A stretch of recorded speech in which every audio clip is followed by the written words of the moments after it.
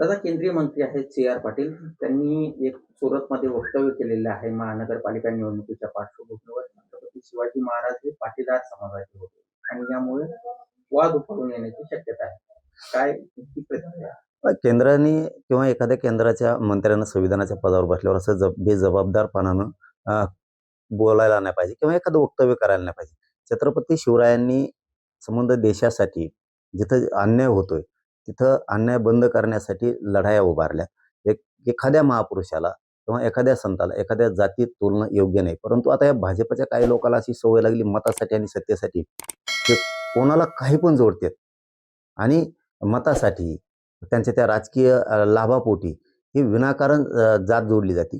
आमचे त्या पंतप्रधान मोदींना आणि ते दुसरे त्यांचे ते महाराष्ट्रातले बार येत असते ती एक ते नमुना अमित शहा यांना सांगणं आहे की जरा याच्याकडे बघा. हे कोण केंद्रीय मंत्री महापुरुषांना तुमच्या फायद्यासाठी असं तोलू नका म्हणा. त्याला त्याचं स्टेटमेंट माघारी घ्यायला लावा. नसता राज्यापासून देशापर्यंत निषेध जर एकदा सुरू झाले तर त्याचा फटका तुमच्या भाजपला देशभर राज्यभर महाराष्ट्रात सुद्धा बसू शकतो. म्हणून महाराष्ट्रातल्या मुख्यमंत्र्यांनी सुद्धा ते कोण केंद्रीय मंत्री त्याला फोन करून सांगावं की छत्रपती शिवराय हे सगळ्या जाती धर्मासाठी लढलेत आणि तेजस्वी असं त्यांनी एक भगवं स्वराज्य या देशाला दिलंय. त्यांच्याबद्दल त्यांना जातीत कुणी तोलू नाही. कारण यांना कधी पण मोठेपण तर नाहीचे या भाजपाच्या मंत्र्यांना.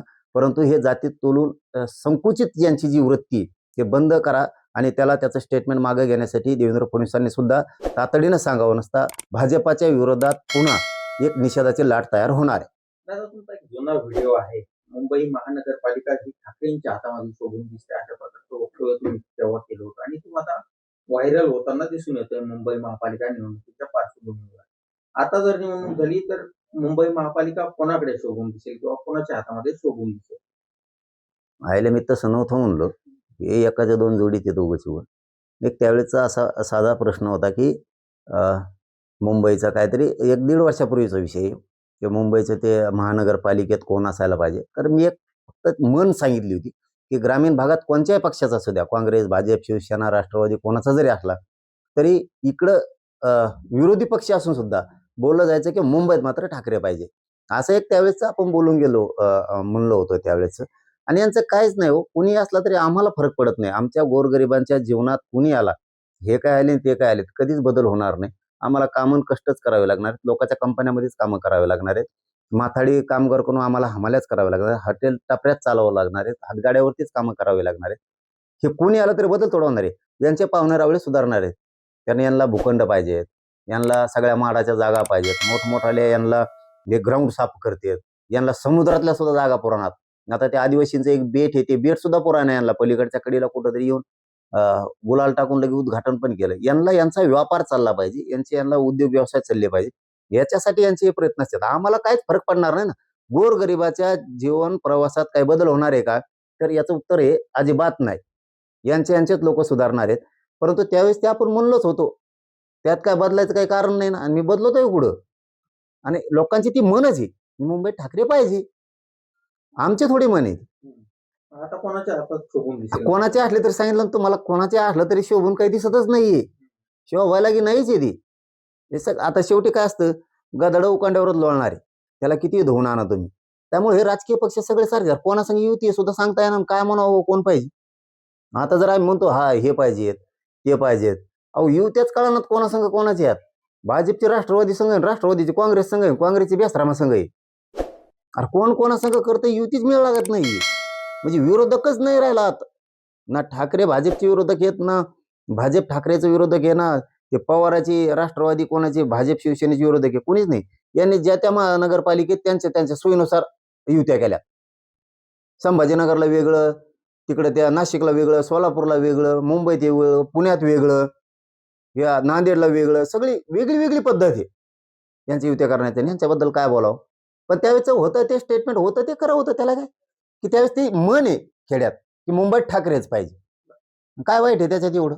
शेवटचा प्रश्न असा आहे की आता तुम्ही ज्या प्रमाणपत्रासाठी लढा दिला 2 वर्ष झाले की कुणबी प्रमाणपत्र मराठ्यांना देण्यात यावं, असेच काही प्रमाणपत्र निघालेले यावेळेला ओबीसी प्रवर्गातून उभे आहेत, ओबीसी उमेदवार म्हणून, आणि त्यांना बोगस उमेदवार म्हणून हिणवलं जात आहे आणि यांनी कशाला भरला अशा प्रकारची त्यांची अवहेलना. अरे आम्ही नाहीत बोगस आहे, भंगार बोगस आहे सगळे.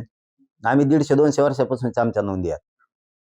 यांना आता 1994 पासून जे दिलेलं जे आर काढून दिले हे तर प्युअर बोगस आहेत. मग ओरिजिनल बोगस कोण असते तर 1954 पासून आरक्षणात घुसलेले ते तर बोगसच आहेत. ते कसं का उभं राहतात मग?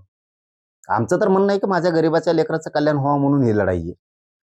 ते शिक्षणात नोकरीत जावं, त्यांना योजना मिळाव्यात, उच्च शिक्षण घ्यावं, पोरं पोरी IPS IAS दर्जाचे अधिकारी होईल, यासाठी मी ते आरक्षण मागतोय. माझं तर सरळ सरळ म्हणणं आहे, कुणबी प्रमाणपत्रावर कोणी बांधवून उभा राहूच नका. पण ऐकन तरी कोण? जिथं आहे म्हणल्यावर ते कचाकच उभा राहतात, नको म्हणलं तर राहतात, त्याला कोण काय करणार आहे?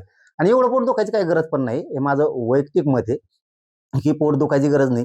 कारण तुम्ही तसं वागायला पाहिजे होतं. हे नाव जे ठेवतात ना ओबीसीचे कोण नेते फिती येत नाही, हे जे नाव ठेवतात ना कुणबीतून उभा राहिले आणि बोगस राहिले, ते बोगस नाही, त्यांचे पूर्वीचेच प्रमाणपत्र आहेत, बोगस तुम्ही आहेत. आणि तुम्हाला इतकंच वाईट वाटतं तर तुम्ही नीट वागायचं ना. तुम्ही ज्यावेळेस तुम्हाला ओबीसीतून आरक्षण दिलं गेलं 1994 त्यानंतर तुम्ही ओबीसीच्या जागा घेतल्या, नोकरीतल्या घेतल्या, शिक्षणातल्या घेतल्या आणि त्या घेऊन सुद्धा तुम्ही आमच्या ओपनमध्ये आलात. त्यावेळेस आम्ही म्हणलो तुम्हाला आमच्या ओपनमध्ये कशाला येता. त्यावेळेस राजकारणात सुद्धा तुम्हाला ओबीसीतून जागा असून सुद्धा तुम्ही ओबीसीतून पण लढले आणि आमच्या ओपनमध्ये सुद्धा ओबीसी लढलेत. किती दाखवायचे तुला? काय बोलतो कुंकड कशाला म्हणा? आपण स्वतः नीट वागायला लागतं, तेव्हा दुसऱ्याला नाव ठेवावं लागतं. आमच्या जागा खाताना गोड लागलं तुम्हाला आणि आता आमचे मराठी उभा राहायला लागले तिकडे कुणबीतून, आता पोट दुखायला लागलं. राहू दे को बाजारा, राहा ना घरी थोडे दिवस, जमत नाही का? सगळी कोण खायची सवय लागली, ओपन मधून पण ओबीसीतून पण. सगळ्या ओबीसीच्या जातीचं तुम्हीच खाल्लं, मराठ्यांचं पण तुम्हीच खाल्लं. आता थोडंफार मराठी खात्यात येते उभा राहते तर राहू दे ना, कायला पोट दुखून घेतो? नसता तुम्ही नीट वागा इथून पुढं.